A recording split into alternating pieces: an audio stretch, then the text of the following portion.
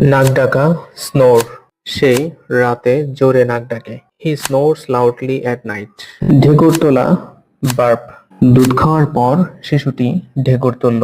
The baby burped after drinking milk. হাঁচি দেওয়া, sneeze, ধুলার কারণে সে হাঁচি দিল। She sneezed because of the dust. পিছলে পড়া, slip, আমি ভেজা মেঝেতে পিছলে পড়লাম। I slipped on the wet floor.